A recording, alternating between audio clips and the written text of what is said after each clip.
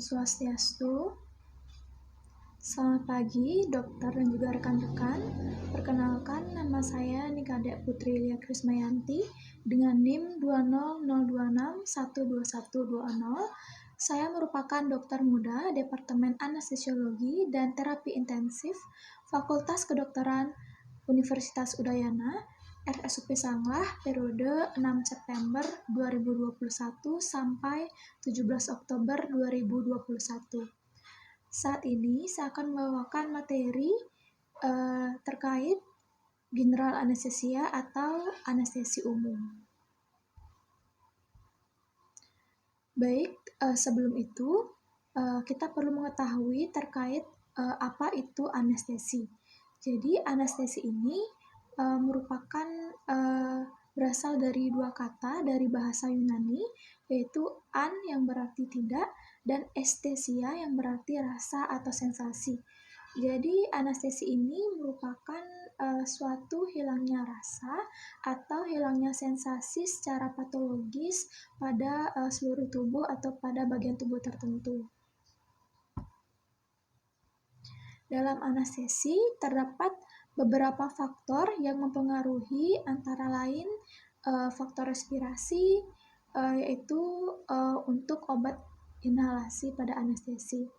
Jadi faktor respirasi ini sesudah obat anestesi itu sampai di alveoli, maka akan tercapai tekanan parsial tertentu.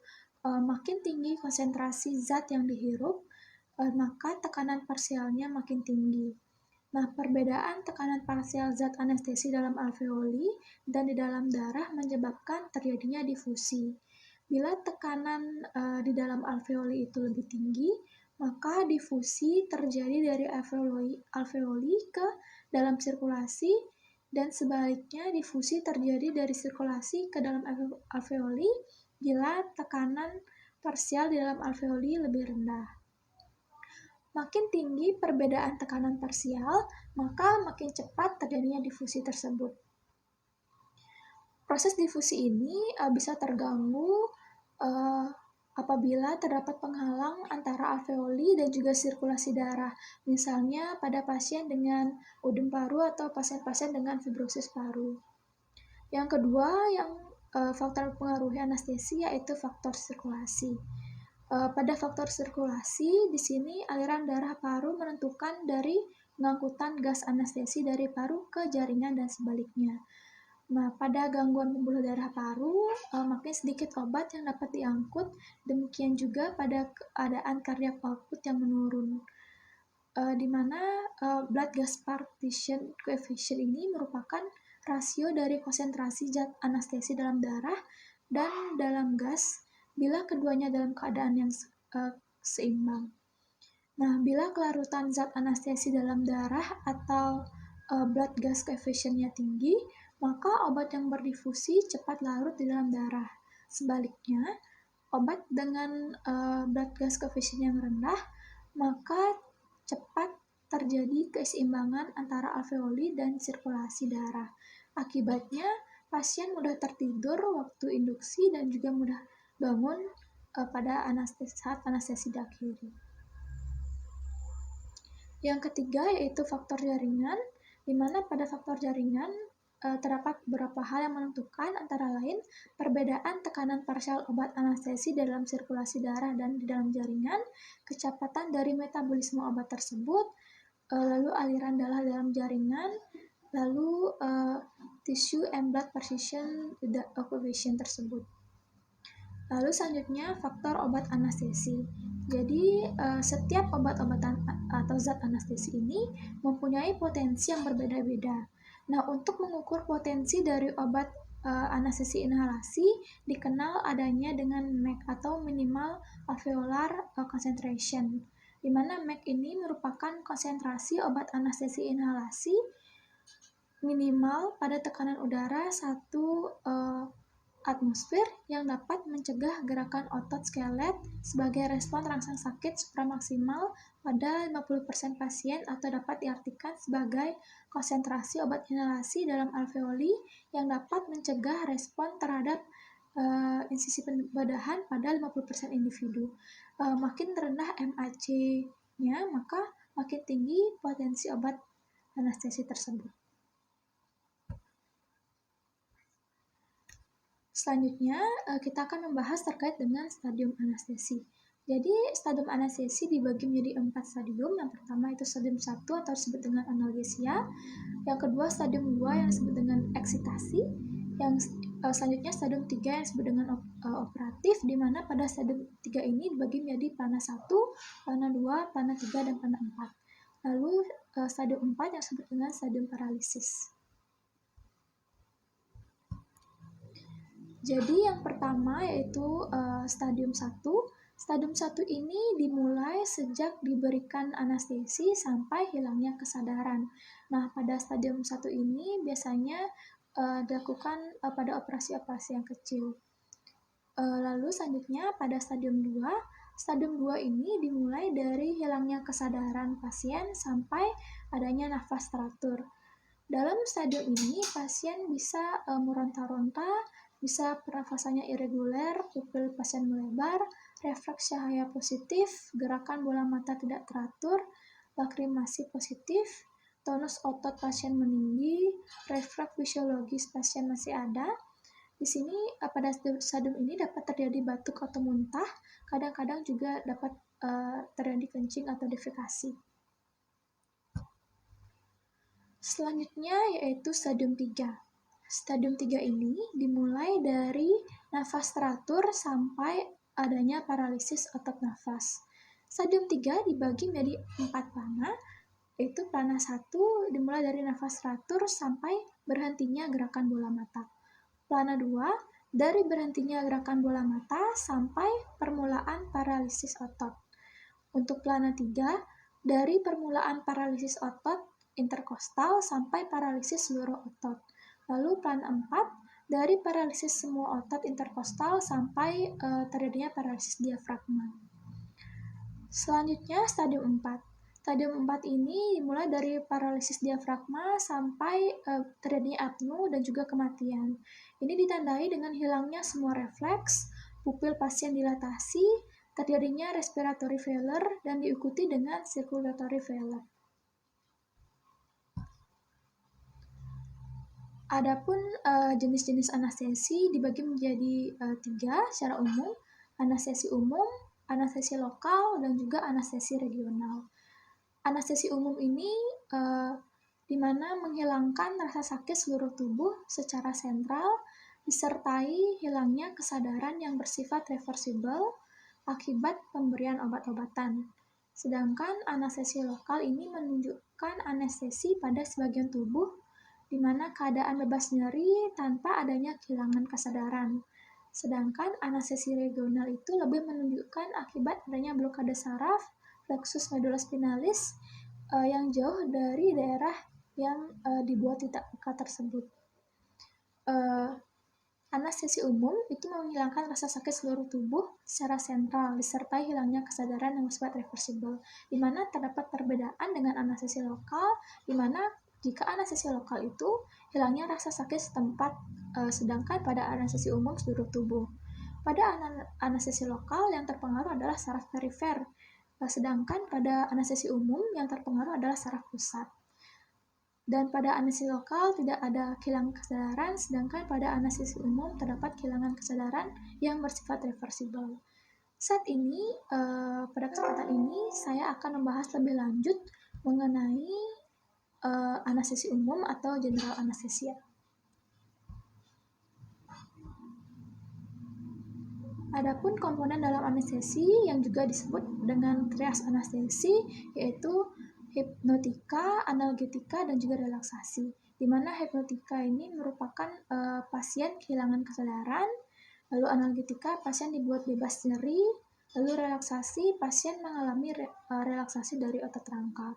Nah, 3 komponen ini dapat diwujudkan dengan kombinasi beberapa obat untuk mencapai masing-masing komponen trias anestesi tersebut.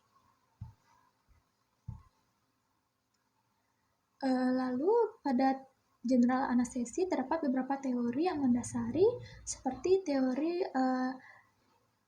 teori lipid solubility di mana dikemukakan oleh Mayer dan juga Overton, di mana disebutkan obat anestesi itu merupakan lipid soluble sehingga efeknya berhubungan dengan daya larutnya di dalam lemak. Makin besar daya larutnya, maka makin besar efek anestesinya. Yang kedua ada teori koloid di mana disebutkan efek anestesi ini disebabkan karena adanya agregasi koloid dalam sel yang menyebabkan terjadinya gangguan fungsi pada sel. Lalu terdapat juga teori absorpsi atau tegangan permukaan, di mana di sini menghubungkan efek anestesi dengan daya absorpsi atau menurunnya tegangan permukaan membran sel.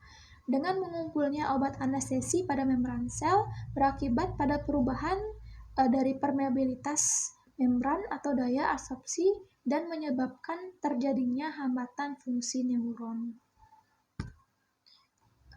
Selanjutnya terdapat teori biokimia di mana menerangkan efek obat anestesi dengan peningkatan reaksi enzimatik dalam sel.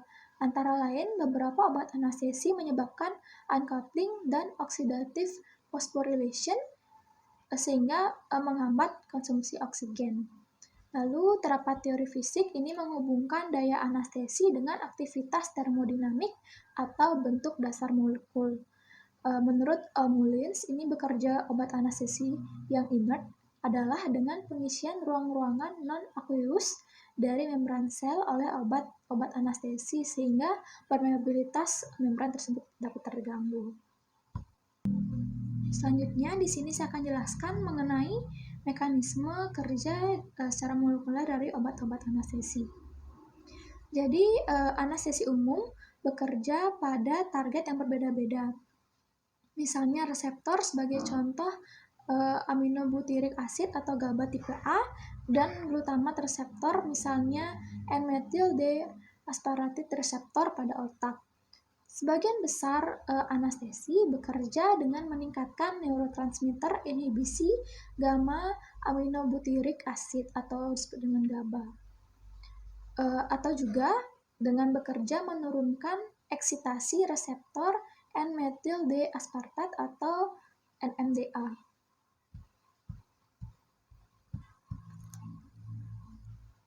Ini yang pertama, GABA ini merupakan suatu neurotransmitter inhibisi utama dalam sistem saraf pusat, di mana efek inhibisi cepat dimediasi terutama melalui reseptor inotromik GABA A.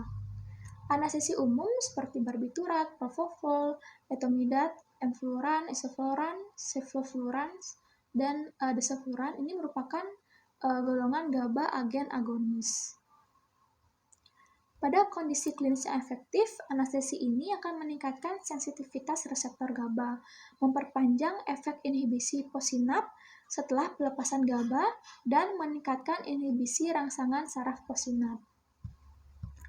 Lalu yang kedua, yaitu neurotransmitter eksitasi utama dalam sistem saraf pusat adalah glutamat, di mana glutamat ini menghasilkan eksitasi neural melalui reseptor glutamat, yaitu reseptor NMDA.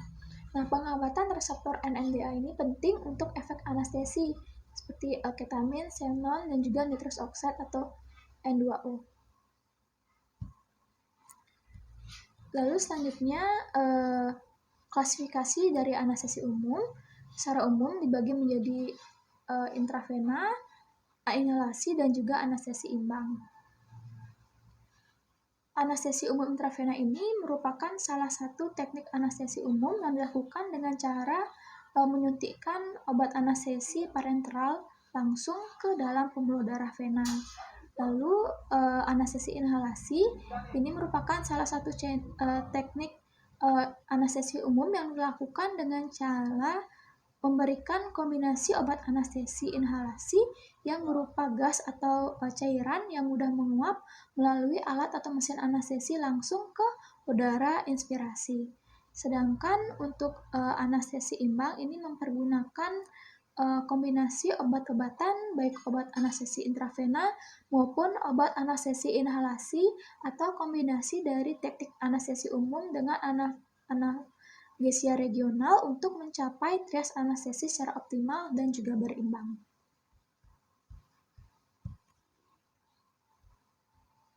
Yang pertama, yaitu saya akan jelaskan mengenai anestesi inhalasi. Anestesi inhalasi ada non-halogenated gas, yaitu nitrous oxide, dan juga halogenated hidrokarbon seperti halotan, enfluoran, esofluoran, desofluoran, sevoflurans, dan metosiflurans. Di mana yang pertama saya akan menjelaskan beberapa, yaitu untuk anestesi inhalasi. Yang pertama adalah nitrous oxide. Nitrous oxide ini dengan dosis kombinasi antara N2 dan juga O2 itu 70 banding 30. Pada pasien-pasien yang memerlukan tunjangan O2, maka perbandingannya 60 berbanding 40. Sedangkan pada pasien dengan risiko tinggi, itu perbandingannya 50 berbanding 50. Nitrous oxide ini bersifat tidak berwarna, tidak mudah terbakar, tidak bersifat iritatif, dan tidak menyebabkan adanya inflamasi. Di mana potensi hipnotiknya rendah, lalu relaksasi ototnya juga rendah. Zat ini tidak menimbulkan efek toksik pada jantung, hepar, dan juga ginjal. Efek sampingnya yaitu diffusional hipoksia dan juga dapat terjadi megaloblastik anemia. Yang kedua yaitu adalah isofluran, di mana dosisnya yaitu dosis induksi konsentrasi pada udara respirasi 2-3% bersama dengan N2O. Untuk maintenance konsentrasi 1-2,5% pada nafas spontan, sedangkan 0,5-1% pada nafas kendali. Untuk sifat dari isoflurans ini sifatnya iritatif, sering menimbulkan batuk, efek hipnotik, analgetik ringan, dan relaksasi otot ringan. Ini pilihan untuk pada pasien-pasien kraniotomi. Efeknya itu adalah penurunan produksi urin karena aliran darah ginjal dan laju filtrasi glomerulus menurun. Selanjutnya adalah sevofluran. Ini dosisnya untuk dosis induksi konsentrasi pada udara respirasi 3-5% bersama dengan N2O. Untuk maintenance konsentrasi 2-3% untuk nafas spontan dan 0,5-1% nafas kendali. Sifat dari sevofluran ini tidak berbau, tidak bersifat iritatif, di mana induksi dan recovery-nya cepat, terdapat efek hipnotik, analgetik ringan, dan relaksasi otot ringan. Efeknya itu bisa hipotensi ataupun nephrotoxic. Selanjutnya kita beralih ke anestesi intravena. Contohnya adalah tiopental atau pentotal, di mana untuk induksi dibuat dalam larutan Aquades atau NaCl 0,9% dengan konsentrasi 2,5% atau 5%. Dosisnya itu 4-5 ml per kilogram berat badan. Untuk sifat dari tiopental ini merupakan hipnotik kuat tanpa efek analgetik maupun relaksasi. Induksi dan recovery-nya cepat, tapi masih ada rasa mengantuk. Tiopental ini tidak mengakibatkan meningkatnya tekanan intrakranial. Ini dapat digunakan untuk kontrol cepat kejang. Untuk efek samping bisa laringospasme, mual muntah, hipoventilasi, depresi kardiovaskuler, maupun nekrosis sentral hati. Selanjutnya ada propofol, di mana untuk induksi itu dosisnya 2-2,5 mg per kilogram berat badan. Untuk lansia dan anak dosisnya menyesuaikan.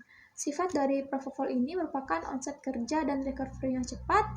Lalu ini merupakan hipnotik murni tanpa efek analgetik maupun relaksasi. Propofol ini merupakan anestesi IV yang paling sering digunakan. Untuk efeknya itu bisa nyeri saat injeksi, hipotensi, ataupun depresi respirasi. Selanjutnya, anestesi intravena yang berikutnya adalah ketamin dengan dosis induksi itu dalam bentuk larutan 1%, dosisnya 1-2 mg per kilogram berat badan. Untuk seputan 0,5-1 mg per kilogram berat badan, untuk ANA 5-10 mg per kilogram berat badan. Ketamin ini punya sifat analgesia kuat dengan efek hipnotik yang rendah dan juga terdapat efek disosiasi.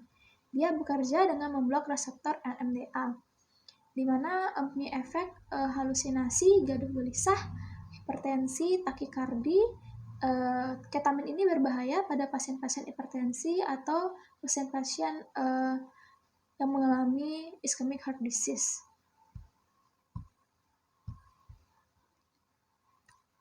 General anestesi atau anestesi umum punya indikasi pada tindakan-tindakan besar yang memerlukan ketenangan pasien, ataupun pada tindakan yang mempunyai waktu pengerjaan bedah yang lebih panjang, ataupun lokasi pembedahan yang luas.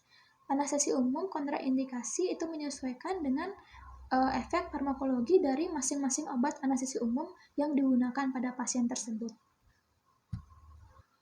Selanjutnya di sini saya akan membahas terkait dengan pemberian anestesi. Jadi, sebelum kita memberikan anestesi pada pasien, harus melakukan beberapa hal seperti kita harus menilai bagaimana keadaan atau status dari pasien tersebut. Kita nilai apakah tindakan anestesi ini aman untuk dilakukan pada pasien tersebut atau tidak. Lalu yang kedua, semua obat-obat anestesi dan obat-obat emergensi, yaitu obat untuk pertolongan darurat, itu harus siap digunakan dan tersedia dalam jumlah yang cukup dan memungkinkan adanya jalur masuk obat tersebut ke tubuh pasien.